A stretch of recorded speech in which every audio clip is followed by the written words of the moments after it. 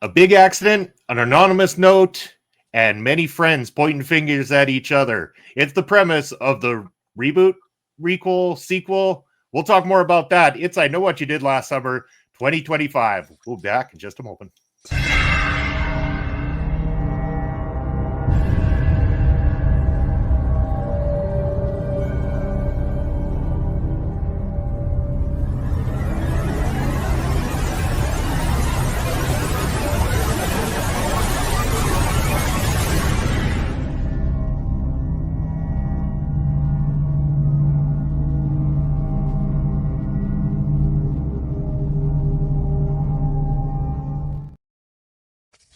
Yes, it is officially out in theaters now. I Know What You Did Last Summer's 2025. I want to call it a legacy sequel or requels, as they like to call them. Now that we've seen it, we know a little bit more about it. I know we talked a couple of weeks ago when we did the review of the original in depth about this as well too, and there's a lot to discuss. But before we do that, intros are always good for those who are new here. I am Bobby Munson, and right beside me it's Astrid Pizarro. Astrid, how are you doing today? Doing great so far. How are you? I'm doing fantastic, especially whenever we get to talk horror movies, slasher movies. It's always a blast. They're not always the best slasher movies every time, but we got to talk about them regardless. And this one, there's a lot of divided people when it comes to this movie in particular. A lot of people torn about this ending that we're going to talk about, and sometimes the writing. And I think that's where I've talked to you in depth about this already. The writing threw me off a little bit on this. I know previously when we were talking about the original I Know What You Did Last Summer, I mentioned about this trailer almost making it seem like I knew who that killer was. And I happen to be right on one sense of this, but I want to know, before we even get into the depths of this movie, what were your overall arcing thoughts? Like, is this a movie that you did enjoy? Is this a revisitable movie? And how does it rank in terms of up against the other I Know What You Did Last Summer films? I feel we're ranking them because I've only rewatched the first one just to like have a refresher before I watch this one. So I haven't rewatched the second and the third one. I know the third one we really barely acknowledged as it is, so it's So fine. did this movie. Uh, yeah, it's like it's okay. But overall, so I was torn about it because I liked most of the movie. I just had moments that I thought I guess one of the like at least I don't want to say both, but I sort of, both people involved here. And then in my mind, I kind of told myself, there's no way that's it. And I kind of put in the back burner. And then I decided to go with somebody else. And I kept going, it's like, no, it has to be this person. It has to be that person. And then when it was revealed, I went, oh, okay, I was right. Weird. Because I'm like, I'm really right when I pick people to begin with. So Yeah. this is one of those. I also love the fact that they have a post-credit scene. I wish I would have known about that before the movie came out because I didn't know about that. And then I realized that when I saw a lot of people staying there in the movie theater, and I'm like, let me Google it before I leave. And I'm glad I Googled it and I stayed and I watched it. And I wish I would have advertised that a little bit more as well, because I don't think I have seen anybody post that there's a post credit scene.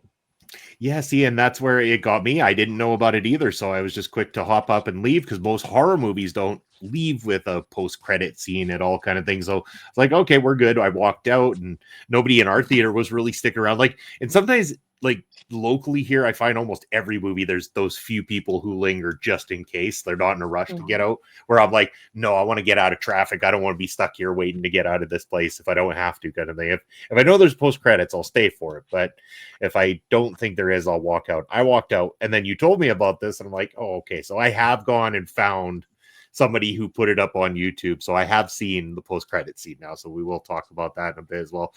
But I mean, when we're putting this together, I Know What You Did Last Summer. I mentioned that I was hoping this one would erase some of the past. Like this would almost act like, like Halloween did, where it kind of took on a new series that takes place after the original. I thought maybe that's the direction they would go. Not the direction they would go. There's actually acknowledgement not only to the original, but also to I Still Know What You Did Last Summer. Almost like a brief passing that they acknowledge that I Will Always Know What You Did Last Summer's direct to video sequel ended up happening, but really not a lot of mention on it because there isn't a whole lot tying it to that other than the legacy of Ben the Fisherman, the original one that was a killer in the original series.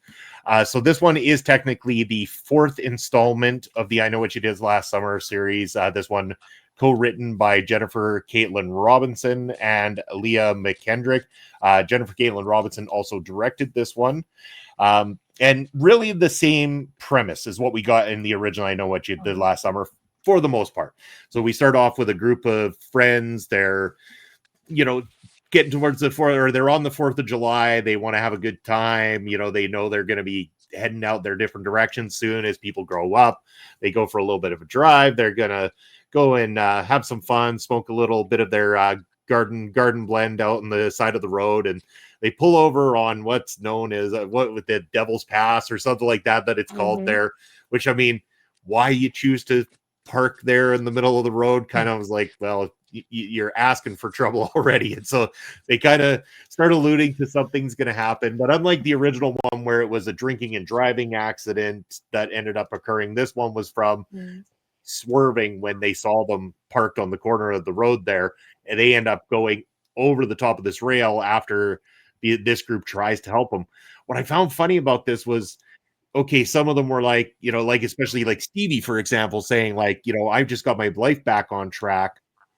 I can't have, this reported and stuff like that. I'll get in a lot of trouble for this kind of thing.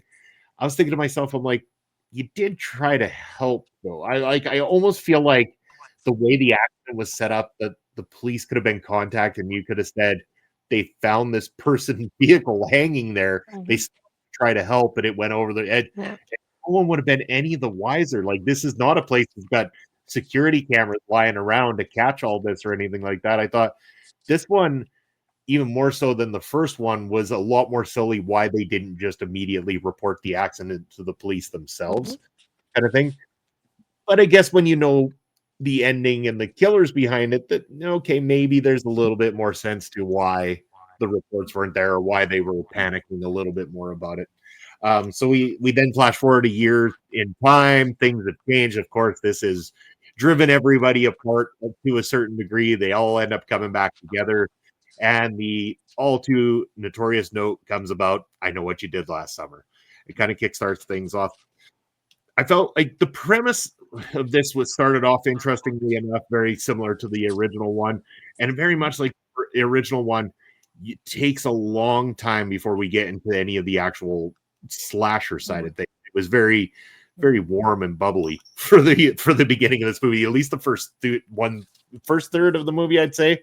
Very, very much so. I was okay. We got to get invested into the characters, but the writing, I think, let some of them down. I don't know if the characters were as strong as they could have been, and it's no knock at the people in this movie. The people in this movie did just fine, in my opinion. I thought they were fine at doing all the roles. I think that the writing let them down at times, and I think that the reveal also was let down a little bit by the writing, but the overall premise was fine. How do you feel, before we get to the kills and stuff, like how did you feel about that first third, the setup to this whole thing? I feel like compared to the original, like this set of I want to say kids, but I feel like they were more innocent than in the first one. That's to me that was a major difference because it wasn't like they hit the person, they didn't hit the car on purpose or anything like that. He just happens to be swerving. And then not only that, but they were actually trying to help. And like you said, they could have been gone with like, hey, this person was swerving. We tried to help them out, and then the car just fell. And it would have been believable in that aspect of it. And the point that they kept insisting of like, oh no, we're not gonna say that, we're gonna get in trouble. It's like, no, because there's no other evidence aside from like the car that something happened here. Who are they gonna believe? Especially when Teddy's father is the one that's really, I don't want to say in charge, but he's someone with the money and the influence here. So who are really gonna believe? At first though, when he said he called the cops, I didn't think he actually called them because I feel like that phone call was so quickly done that I was like, there's no way he called the cops. He just said that to shut everybody else up so they could leave. But then once I start driving off and I see the cops and the ambulance coming, it's like, okay, he did call. So I was like, that would have been a little bit suspicious if he hadn't, to begin with. But like you said, I just felt like there was particular moments, like for example, to bring her up here, the podcaster, I'm trying to remember her name, I'm trying to find it there. The podcaster was one, for example, that I liked that aspect of it. I feel like that's something like they included that's more like modern, to put it like that, in the movie. But I wish I would have like known a little bit more about her before everything happened. And I feel like I like the concept of it, that she goes to towns and she talks about the murders, and they're like, oh, she knows about this. And I wish we would have like learned a little bit more of like maybe she wants to get to know these kids because they're from this town and they know the people that were, it happened to in the first one. Like, dig a little bit more into her before, like, really cutting her off in that aspect of it. I feel like I would have liked that a little bit more there. But then I feel like also compared to the original, they killed more innocent people here than in the original one. Because in the original, there's only Mhm. one person that just happens to pass by, doesn't know anything, they got killed. But in this one, there's actually no, there's two victims in the first one. But in this one, I think there's three of them, if I'm not mistaken, that were not involved whatsoever and still get killed. Because it's the podcaster, the fiance, and I feel like I'm missing somebody else. Podcaster, fiance, definitely bit the dust. I'm trying to think who else did as well too. There's definitely more than that because Yeah. there's definitely a lot more overall kills in this movie than in Mm-hmm. the original movie because Yep. the original one really you have, and I can't remember the actor's name. I know that he used to be in the show Roseanne and I think The Big Bang Theory. He happened to be the one that drove by. He ends up being one of the victims, and then of course you have both Sarah Michelle Gellar and Ryan Phillippe's characters that pass away in that one, and then Mm-hmm. of course the woman who plays Sarah Michelle Gellar's sister in the Yep. original one, and I think that was pretty much it for the Yep. death scenes in the original one. Where this one you had, and I kept calling, I told you this too, I called them the expendables, the characters that it's Yeah. like they had no value other Mm-hmm. than being side characters, like the sudden Mm-hmm. new fiance all of a sudden at the beginning of the movie. And I'm Mm-hmm. like, well, he's a dead man. Like, he's so expendable that he's not going to. Yep. And then I remembered, I'm like, oh, we've seen his death The already. This trailer. was in the Mm-hmm. trailer. And then when Yep. it plays out, I'm like, it's a cool scene. Don't get me wrong. But I'm like, I've Mm-hmm. seen it already. So there wasn't as much wow factor in it as what I would have Mm-hmm. hoped. But it is it's probably one of my favorite scenes in the movie, I think, where when he turns around, this all of a sudden the spear comes through his chest and everything, and just that whole slow pulling him in, and like I thought that was a nice touch. Plus, cutting back to the scenes of upstairs with the bath bomb and the bathtub and the meditation music, Yeah. all of that was so cool and so well done. But yeah, as for it seems like it had no oomph because all the main characters seemed like for Mhm. the most part they were not gonna get knocked off. I mean, later on we had a couple, but not to a crazy extent either. I was Mhm. kind of surprised by the fact that there was just no, with how many people live in this area, that there was just no factor being played in terms of knocking off anybody that had value to the main cast. Yeah, that's something that surprised me about because I kept thinking of like the original one in my mind while watching this, and I thought I think his name was Brandon if I'm not mistaken, the first one, and then the sister that got killed, um, I think it's Elsa. So it's like those were like as you call them expendables, and then this one, the fiance, the podcast, and I feel like I'm missing somebody else here too. Um, so it's like I feel like usually I don't want to say all of them, but I'd say at least most movies, the person will target those particular people involved in this aspect of it. And I get the fact that they want Danica to feel a little bit of that loss that the person felt by losing a family member, but at the same time, I feel like his impact is not the same because he's not part of the group and he wasn't involved in the first one to be in the first in the accident to begin with. So that's the only part, but I definitely wish we would have known a little bit more about the podcaster in itself. I did like her scene though, because I like the fact that she comes in, they play a little bit of her podcast. She has a show with Helen, and I was in my mind thinking, oh, this is how they include Helen in the movie. I love this. So in my mind, I'm like thinking, okay, I love this already. I love the fact that she's a fan to it. And the part that made me laugh though is one of those things that she is very loud when it comes to her podcast, but then when it comes to like facing it in real life, it wasn't the same thing at all. And it was so ironic to see that in person. It's like she is that kind of person who like, yeah, the killer can do this and the killer does that. She's like, we're all discussing every time that she goes to about the killings that she's seen involving the cases, but when she gets to face it in real life, she runs the other way. And so it's just ironically when you think about it that way. But I like the fact that she was a fan, that she had the shirt and everything like that, and it's like, oh yeah, that's in my, I think she said it was an Etsy shop or something that she had, if I'm not mistaken. Yeah.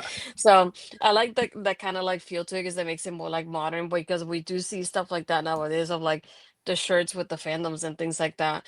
Um, I feel like the thing here though, I like the her and Ava, I think it's her name if I'm not mistaken, when they get chased off here because they go to shit it was supposed to be Shivers before and it's not anymore because the towns were modernized.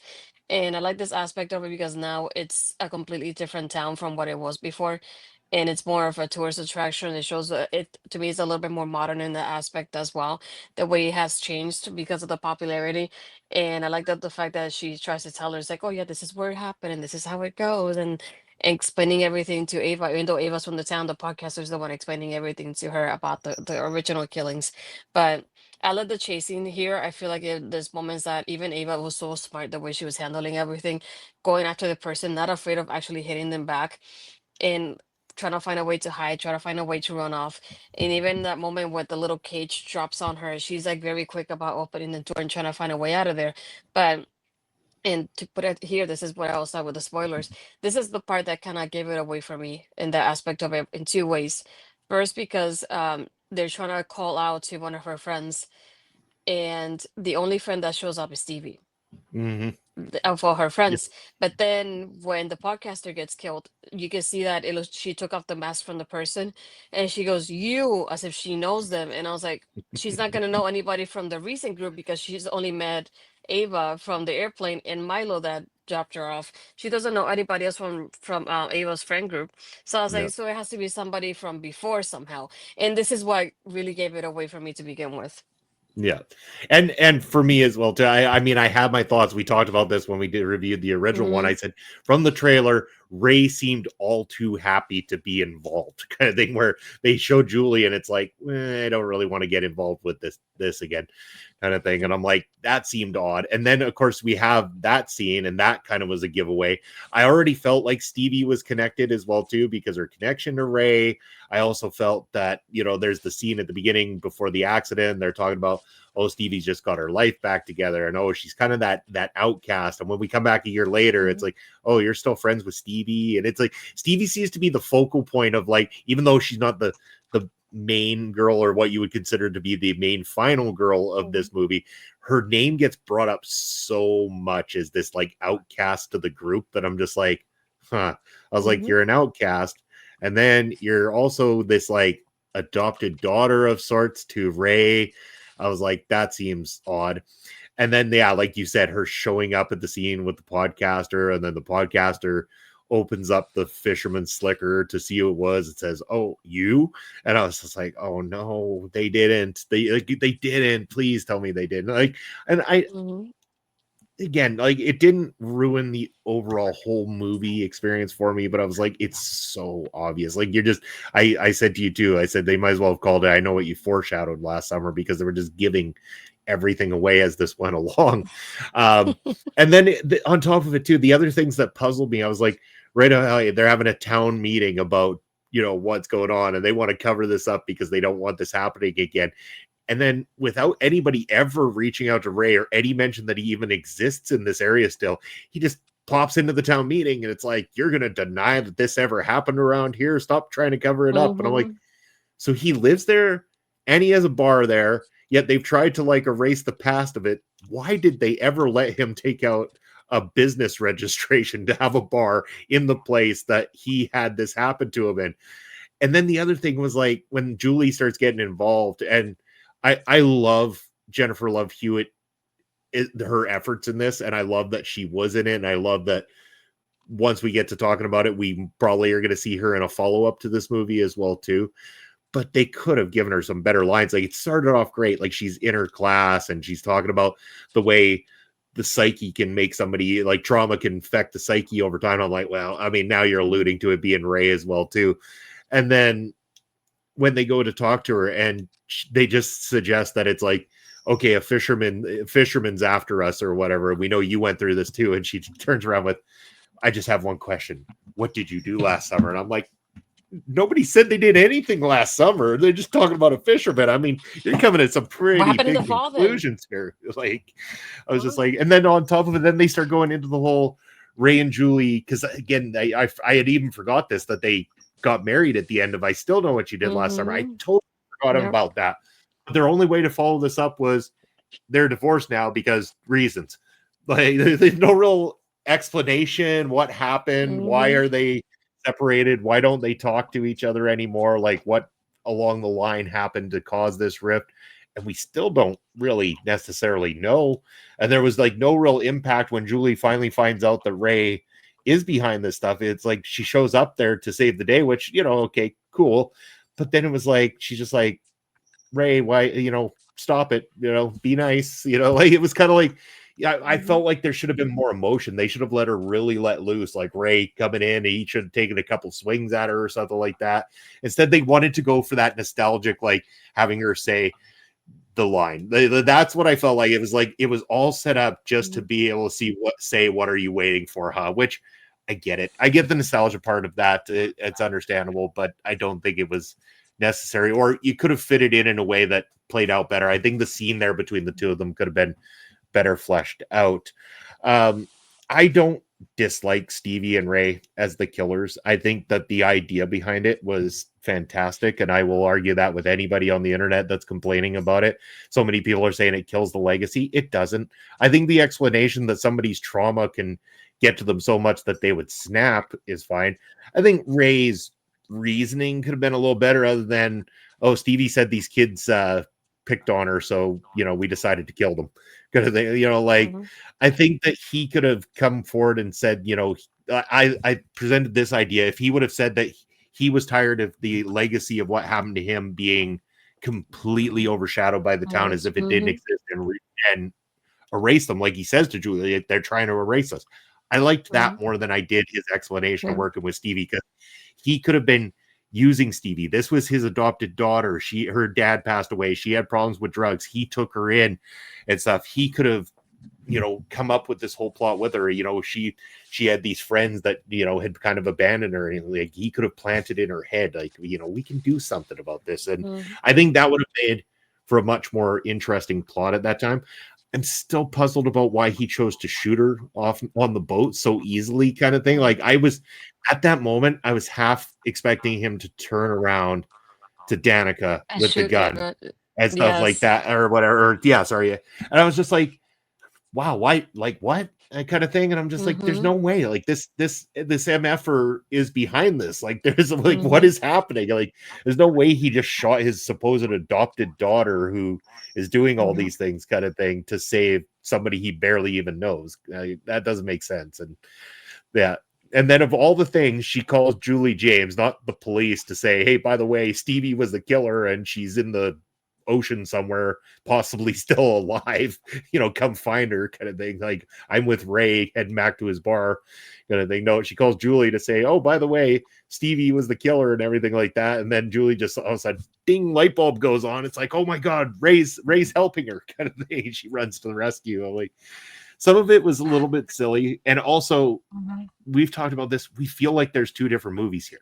Like there's two different endings, and one of them we didn't get to see. And I think that one involves the Hmm. church connection and Stevie, because we find out that she was Yeah. connected to the guy who passed away in the vehicle. She's connected to the preacher at the church and stuff that we find out is dead, almost like a distraction while Ray's able to get out to the Hmm. boat and everything. I almost feel there was a different version of this where the pastor was involved in terms of the killing. And I know you've got more information on that, so I'm going to turn that back over to you. I want to hear more about this. This is one of the, I think he's the other one that I kind of is an expendable in that aspect of it because they showed him one scene before and I geeked out because for me, I'm a One Tree Hill girly and he's from One Tree Hill. So when I saw him, I went, he doesn't have facial hair, but it's him. And I remember watching him in the Olsen Twins movies where he was a lot younger too. So when I saw him, I was so happy. But then he becomes such a background character at that point that I almost forgot about him in some aspects. And then the girls go to the church and ask him for that book, Ava and Danica, and at that point they show a picture of him and the person from the accident. But I thought there's no way he's the killer because we would have seen a little bit more of a connection earlier than just the picture. And I feel like they're not going to give it away to the public, to put it like that, to the viewers, with just a picture. So I was like, it can't be him. That's why I took him off my list as soon as I saw the picture. But then when they go back to the church to like go in and ask him about what's going on and they see him, he's already killed. I hate the fact that the kill was off screen, first of all. And Yeah. to me, he became an expendable in that aspect of in that list. Because, and again, he was not involved in the accident. So what was he killed? And we didn't get like any reasoning to as to why that happened. You can assume because they're family, most likely. But I would have liked it to have had a scene with her and him, or even Ray if it was Ray, and show us why they decided to kill him to begin with. And I was very disappointed that it happened off screen and there was no connection. It just like, here, he's already dead, and I'm like, what the heck? I wanted to know more about him, and I feel like we didn't. And that's why I want to know if the alternate ending has to do more with that aspect of it, because it's something that it made me want to know more about his character. We didn't get to know that about him. And the other scene that really gave it away for me was I forgot where the rest of the characters were at, but Stevie. Oh, Ava's like, oh, I'm gonna call Julie, and then Stevie's like, oh, I'm gonna call Ray, and I'm like, why you need to call Ray though? She's already calling Julie. You just need one person here. And then at one point, then Stevie's trying to call people, and she's with Ray, and I'm like, why are you with him? And that was another reason that I was like, that's very weird. And that was the other part that gave it away for me in the end. But like you said, I kept thinking like when they're at the boat that he was gonna turn around and be kind of like the Billy Loomis kind of thing and be like, we'll Mhm. go a little mad sometimes and shoot at Ava behind him instead of shooting at her. So I was waiting for that moment too. And the moment that you said it is like I saw him there and I was like, okay, when he shoots at Stevie and she falls to the water, I kept thinking, okay, then how are we gonna really end this? Because it just feels awkward to just finish it here. And then in that moment when Ava calls Julie and she goes, "Oh yeah, I'm with Ray here," and then we're shutting out, and then he does a little move with his arm that I was like, "Oh, he's the one from the restaurant." So I was right, it was him. This is the Mhm. moment when the podcaster takes it up and she goes, "Oh, it's you," and I'm like, "I knew that was him." And the moment he's like, "Oh, no, I know you know that it's me," and I was like, "Shoot." This is what to me, I don't know, you can correct me if I'm wrong, but this is one of the very, very, very, very few times that the victim becomes the killer in the end. I feel like I rarely see that in horror movies. And Mhm. it's one of those things like that's the reason why I took him off my list to begin with. Is like, no, he's a victim. And I feel like usually the victims carry on. But to have the victim become the killer at the end was something that really surprised me in that aspect of it. That's why I took him off my list to begin with. But I definitely wish we would have known a little bit more about the part about the church aspect of it too. Just because I noticed that when the girls go get the book, there's a lot of ladies from the church that says, "Oh yeah, we have somebody from our church that passed away last year," and that's when they go, "Oh wait, there's a connection with the guy from the car accident in the church too." So I really wanted to dig a little bit more into that and that side of it, and they didn't. So it's like, why mention if you're gonna give us just a little glimpse to it? That's what I feel like. Hope that the movie has some kind of extended version because I would like to see a little bit more of those puzzle pieces we kind of missed out on in the movie there. But overall, I the other reason why I thought about it has to be two people was when they start going off for the guys. They start trying to kill the guys off in the group. The person seems really tall, and I'm like, I know Stevie seems kind of tall, but not tall enough to be able to take over these guys the way that like a Teddy was punching the killer. I was like, there's no way Stevie could take this. That's what made me think I'm like, it can't be her, and I started doubting myself because of the way the guys got killed. And when Milo got choked out, and I was like, yeah, there's no way the girl would do this when he's a little bit more like the killer's a little bit taller than Milo is. But that's what made me kind of like go back and forth on it. I was like, I still like the reveal at the end just because I kind of took her off my list for a while. So at the same time, I was surprised when it did happen. I was like, oh, I'm glad I was right that it was her. Um, but yeah, to me, the surprising part with Ray was seeing that change going from victim to killer and seeing how so many years later it affected him to the point that he decided to do it himself as well. Like you said, I do agree with that. I would have liked more of a fight between him and Julie because thinking of like you decided to go to do this after everything that happened to us and the trauma that we had to go through, and you're gonna give it to somebody else now. I would have liked her to fight a little bit more before that happened, but I did like the fact that Ava decided to defend Julie at the end because Julie had been helping her too to begin with, and they made that connection early on. But again, overall, I enjoyed it. I would definitely would like to watch it again, and I hope when they do digital that we do get the alternate ending because I would love to see what else they had in mind. Then they decided to go with this one. I'm curious too, and I hope that it doesn't come out and that version ends up being something people like more, and it kind of kills plans and stuff like that because they can't really Mm-hmm. backtrack. They've gone with what they've gone with. They have to roll with it now. Mm-hmm. So if it was planned that it was originally the preacher or anything like that, my question is like, there's a lot of people in that picture aside from Stevie, our guy who passed away, Mm-hmm. and the preacher in there. You know, how much did they know about these things?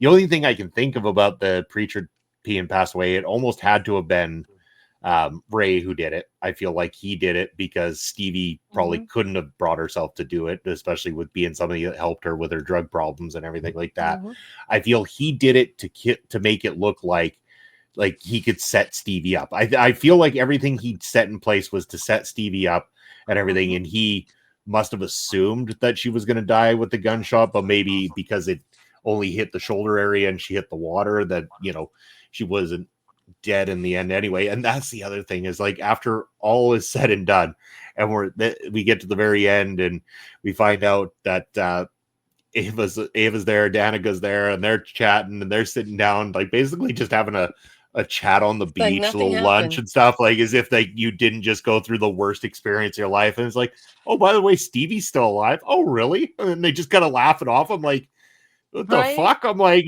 why are you laughing this off? And Like, on top of it, just Danica like going ashore and being like, Somebody go to the hospital, please. My guts are all over the ocean," or whatever it was that she said.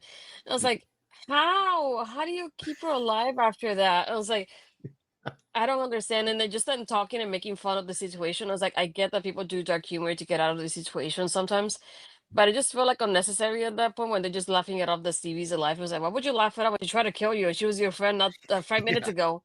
yeah, It almost make no sense, like timeline wise. Um, but I also wanted to talk about the post credit scene because yes, I'm let's do. for the people that haven't seen it.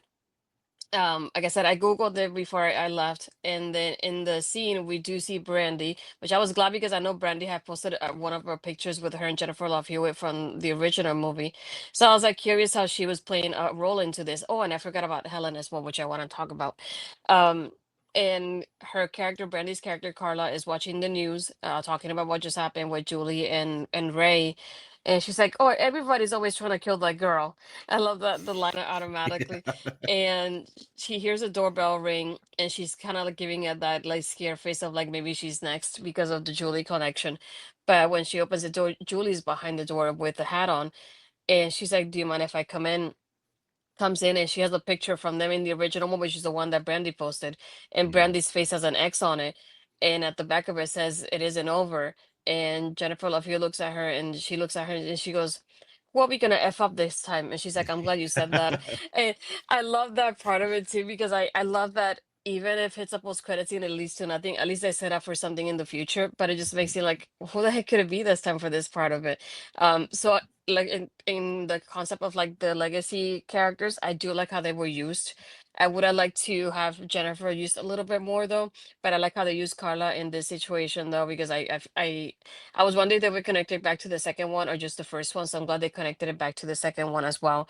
And for the other legacy character was Helen, which a lot of people were always wondering how they were going to bring her back. And they kept interviewing Sarah, and they asked Sarah, are you gonna be in the movie? She's like, I'm dead. How am I gonna come back? Like, there's like, it will sound stupid if I did come back somehow. And a lot of people were always like disappointed at the same time because she wouldn't come back. But I like how the way they used her too, because at one point, Danica is so dosed off in the police station that she starts dreaming, and in the dream she sees Helen with the crown, the way she looked and everything before, but her fiance is the one that's basically killed on the floor. And Helen starts talking to her, and I was like, I like the way they used her at the same time here because even though she's dead, they still use her to help out in a way to progress the story here. And I like how they had the clam at the in the background too, like the whole thing from the parade before everything happened to her. So I like how she was used, even though that she's dead, that didn't bring her back to life out of nothing for no reason, and it makes sense the way they used her as well. So I'm glad they brought her back in a way. When she came out, I was like, there's no way this is happening. I was like, I'm glad she's here because she kept denying it in every single interview. So I was hoping she was going to be a part of it somehow, aside from just the podcaster having her shirt. So I'm glad they used her.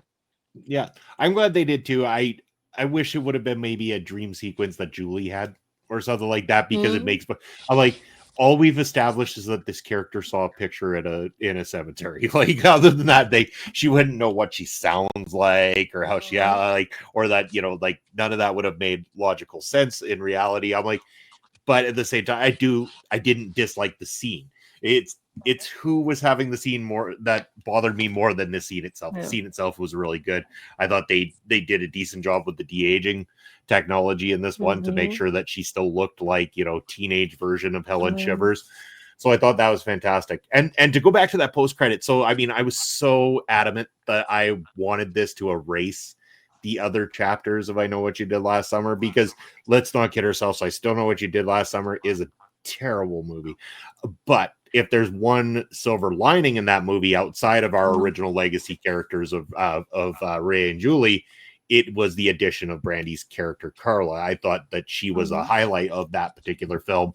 And if you're not going to erase the legacy, then I'm okay with how they brought her back to this thing, kind of thing. Because I think her and Julie teaming up again and everything, that's a fine thing. I do hope that it means we're going to see more of Danica in the next movie as well, too. Because my question is now, and I want to know your thoughts, is the connection going to be involving, because again, they're going after these characters, these legacy characters, is the connection still involving the church and Stevie and that crew, or does this connect something different back? I mean, are we gonna, is Ben coming back for another round of kill? Like, I'm not sure. And like, I mean, I made that joke. I said, no, in the way this one went, all of a sudden we're going to find out that Carla's the new fisherman or something, and she's setting this all up to lure Julie in or something stupid like that. But I hope they've got a good plan. I really do, because I mean, the setup for it, I'm like, I'm on board. I mean, there's more people behind this. There's something maybe deeper than what the standard Ray and Stevie whole situation is, kind of thing. Like, I'm still hooked. And that was pun intended. But and I mean, as slasher film fans, we know we're going to get into these things. Like, even if this one wasn't the greatest thing it could have been, it was still good enough that I'll still give them my money for another sequel to this whole situation. And sooner rather than later, I mean, bring it on. I'm happy to do that. Any other thoughts before I mention about the box office? I'm curious to talk about the box office before we finish up here. Yeah, I feel like more than anything, I'm curious to see how they will tie it up to the legacy characters at the end with the current storyline and the current timeline. So that's the part that just like, I'm looking forward to seeing that part of it, how creatively what route they pick. Because if you're gonna go for like this isn't over and you're talking to those legacy characters, how does that involve the new characters? Like you said, I would love to see Ava and the Danica getting involved as well. And being able to pay back that help that Julie gave to them to begin with. So I wouldn't mind seeing them again. I feel like they did great, both of them as characters. So I wouldn't mind to see them growing in the next one. But yeah, really curious to see what direction to pick for that. I am too, but yes. So from there, we've heard our opinions. I will mention that the critics not so happy with this one. I was kind of expecting that. 38% Rotten Tomato from the critics. However, on the fan side, so going over to the fan side of things, it actually coming in at a 69% rating. So I think a little bit more fair on that side. I think maybe the critics are being too harsh. I'll agree. And there's a lot of people I respect out there that do reviews of horror movies that definitely were not fans of this, and the writing really killed it for them a lot too. The writing, it's a slasher film, people. They're not all going to be A+ writing ability or anything like that. It's a slasher. So if you can get past some of that, and again, even going back to the original, the writing wasn't dynamite in the original either. I mean, there was clear things in the original that had, their chuckles about them. So, I mean, erase that. It's not a big deal. I think that, I lean a little closer to the fan side. I didn't love it, but I didn't dislike it either. And I want more. Of course I want more. But let's talk about that box office, because I know on one of the other shows here on the channel that you're on, taking over, Ed had to go and mention something about the box office of I Know What You Did Last Summer, because he's so used to these wonderful Marvel movies that are made for billions of dollars. And despite the fact that they make a lot of money, he doesn't seem to realize that narrow margin that they profit on those things isn't exactly dynamite. So I Know What You Did Last Summer 2025 has been out for just about it. Well, by the time this drops, it'll be 1 week since the release time for I Know What You Did Last Summer. A small little horror film. And you know what? This one was made for 18 million, and to date, as of this recording, has taken in $27.8 million, well above its actual budget and marketing, and will probably bring in some more. And that includes once it hits digital, once it hits streaming, all that kind of stuff. The movie's profitable. That's what it comes down to. The movie is profitable. And you could talk about all the summer big blockbusters all you want and stuff like that, but a lot of them exist because of horror movies, and they exist because of movies like this, because horror fans are dedicated. We will go spend to go to the theaters and watch a slasher film, even if it isn't the top-notch writing of the year. It doesn't matter to us. We don't go to these movies for top-notch writing. We go to them because we want to have fun watching a slasher whodunit and seeing what kind of creative kills they can come up with. And yeah, I mean, I Know What You Did Last Summer 2025. it's still the best thing they've done since the original I Know What You Did Last Summer. Yeah. I mean, if I was to rank them, if I was to rank everything they've done in this entire series, it would be the original one by a long shot is my favorite. This one comes in second.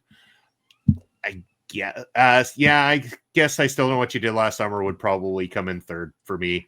Then it would be the direct to DVD, I Will Always Know, and then that wretched TV series that Prime tried to put out. Just that's the worst of the worst, in my opinion. But yeah, no, I mean, maybe the bar was set low in terms of ranking these right now, but I think that at least this has got people's interest in I Know What You Did Last Summer back up enough that we could see better sequels coming forward from it too. So yeah, final thoughts or anything you want to add? Thank you for proving me right, because I said it was profitable. That was my point all along. Thank you, Ed. Yeah, exactly. No, that's what we had to get in there, because Ed will like to take those jabs as much as he can, and we will make sure that he has to eat crow on that, because I Know What You Did Last Summer, Ed, has made money, and it will make sequels, and it will continue to keep production companies alive so they can keep making your superhero films so you can go enjoy your time at the movie theater. just saying. But yes, with that said, I am going to go ahead and say it's time to say our goodbye. So Astrid, your ticker's up there. Why don't you tell people where they can find you, what you got going on outside of Killer Cuts? You can find me, as Bobby said, on Tuesdays on Twin, taking over with Old Ed and his rants. Now that we have a whole new section for his rants as well. For you watching this, since by the time this is on the channel, you can see my Slammiversary portion / thoughts on the OLE in my channel as well. So if you can go to both and hit the like button on them. You can also find me on Twitter, Blue Skies Astrid Pizarro, and Instagram and Threads is Astrid Pizarro 20. And if you're on my YouTube channel, hit the subscribe button and hit the like button. Comment down below. Let us know your thoughts if you have seen this movie. If you plan on watching it, anything, let us know. 100%. As for myself, for things I got coming up, as this is dropping on a Friday, we would have just done Bring Respect Radio the previous day, and our guest, Akira Kwan. Go check that out on replay, now available. This Sunday, join us for Point of View, where we're going to be talking about the week in sports. We're going to be talking about those amazing semifinal matches in the Women's European Cup, and the final that is going to be hitting on Sunday as well too. Lots of other stuff to talk about there. And as always, you can catch me every Saturday with Papa Smokes on Prairie Pro Wrestling's YouTube channel, where we do the commentary for a new match every single Saturday. And we've got a lot coming up this weekend, a lot of new content that's going to be filmed and ready for that channel, so stay tuned. But as for channels, you're on OLE Podcast, and there is our ticker down below. We're on all social media as well as YouTube and Twitch. We'd appreciate if you enjoyed this show or you're interested in anything pop culture to go ahead and give us a subscribe here on YouTube, click the notification bell, give a thumbs up, and leave a comment. We're always checking those comments, want to hear from you, and especially, like Astrid said, let us know, did you like I Know What You Did Last Summer 2025? What are your thoughts? Where would you rank it? And what would you like us to review next time on Killer Cuts? Get your opinions in, and you got a good enough opinion, maybe it ends up on screen at a later date. We'll let you know soon enough. But that's going to be it for us here today. Thank you, everybody, for staying tuned for this wonderful review, and we will see you at the next chapter.